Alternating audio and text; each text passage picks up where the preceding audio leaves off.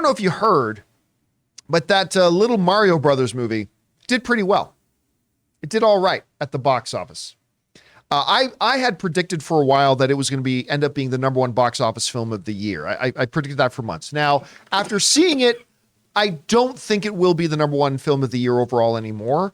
I thought it was a really fun movie. I had a great time. You can go see our out of the theater reaction for it, but I didn't quite think it was good enough that it will generate enough return business and all that kind of stuff to be #1 film of the year, but it's going to be huge. And huge it was. Now, we went over some of these records yesterday, but let's just refresh here a little bit. These are some of the box office records that Mario Brothers has already set, okay? It is the biggest opening for any movie of 2023 so far. It is the biggest Wednesday to Sunday opening of all time. Now, granted, that's not a huge pool of movies that have done that historically, but there are a bunch, and it is the biggest opening for that time window of all time. It is the biggest opening for any film that Illumination has ever done. It is the second biggest animated film opening in history, only behind The Incredibles 2, which opened with $183 million in its opening weekend. And it is the biggest video game adaptation of all time. But it's not just the biggest video game adaptation of all time, opening, I should say, of all time. It has lapped every other video game adaptation ever. Look at this. These are the biggest openings for video game adaptations ever. In the second spot is Sonic the Hedgehog 2, which we all like around here, at $72 million. Super Mario Brothers has literally more than doubled it. Listen, guys, when records get broken, it's always significant, right?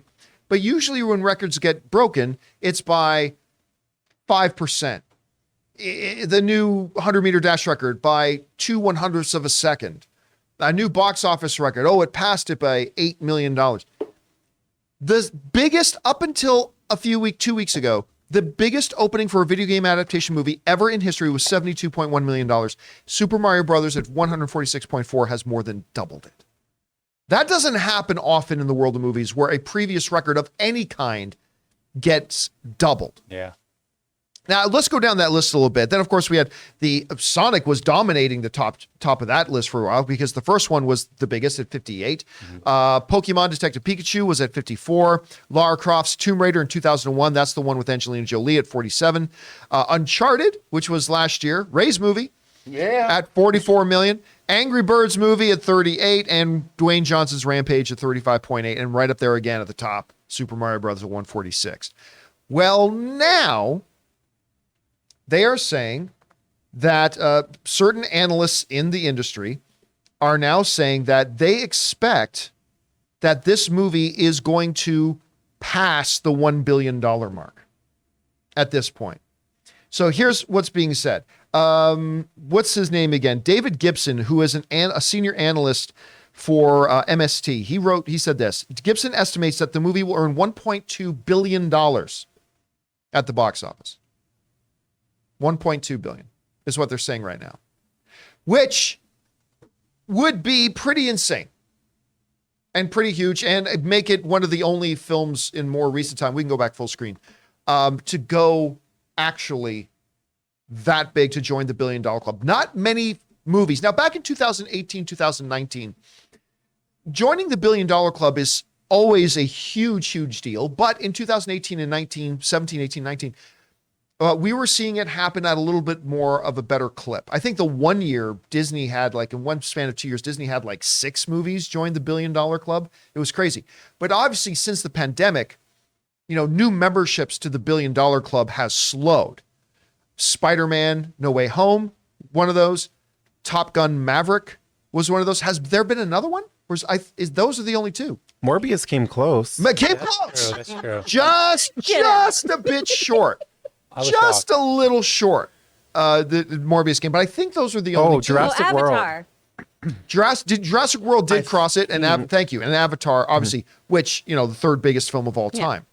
So, in the past number of years, what are we at there? 4, and wait, Jurassic World did cross the $1 billion? I know it was at the high 900s, but double check that. If maybe it did cross, we might have even talked about it here. But even if it did, that's 4 right there in the last number. It made it, yeah. It did. So it crossed that $1 billion. I knew it was sitting at the high 900s for a while. That's 4. That's pretty damn impressive. And again, it should be pointed out, when you look at a couple of the other movies on that list, like Uncharted, right? Sonic 2.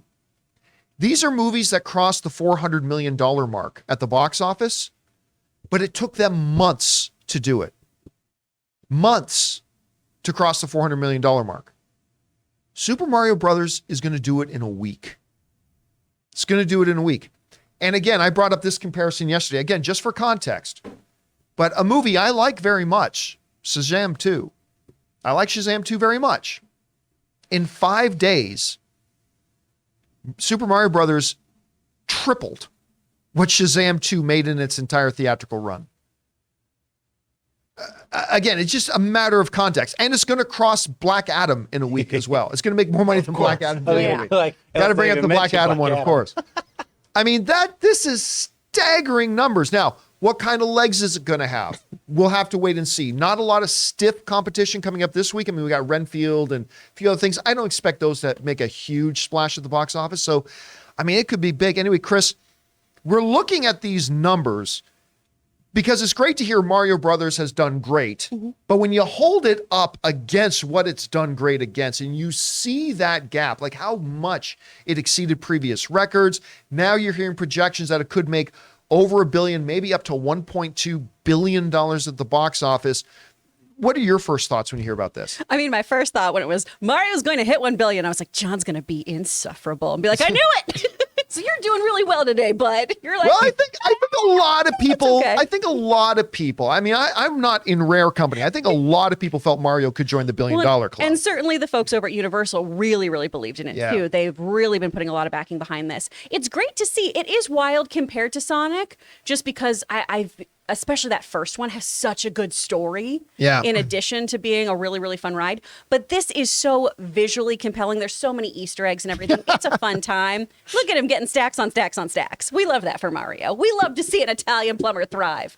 But I do think this is going to have really, oh God, why? Sorry, why do we have this? Illuminating with money. I hate it. I do think this is going to have good legs, though. I mean, like I talked about the other day, so many kids at the movie theater that I go to were just coming in full cosplay and everything. This is a movie that I think a lot of people are going to go for a repeat visit for, too, especially since there's not a lot of other fare in theaters right now. I'll probably make a double feature out of seeing Renfield in this just to have some levity. I think it's going to do really, really well. And it's wild just to see how something that's so recognizable like this, that maybe wasn't executed in the way that everyone was hoping for. You know, we keep coming back to the story's not great. It's visually compelling, but the story is not awesome in this. It really doesn't matter here, it feels. Everyone's just really, really diving in for it.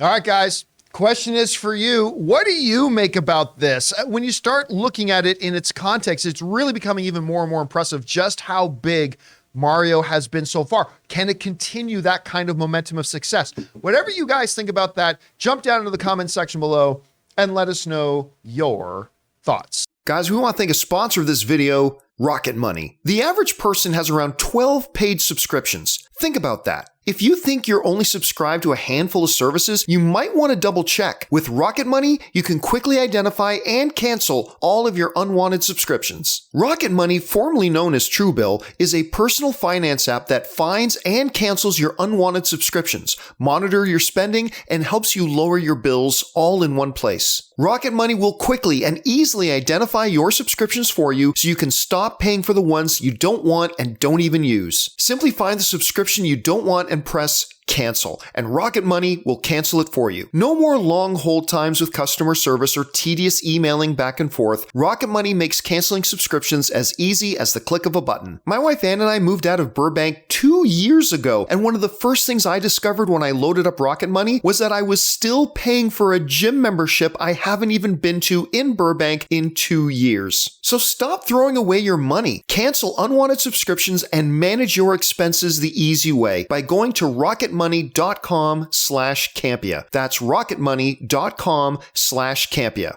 rocketmoney.com/Campea.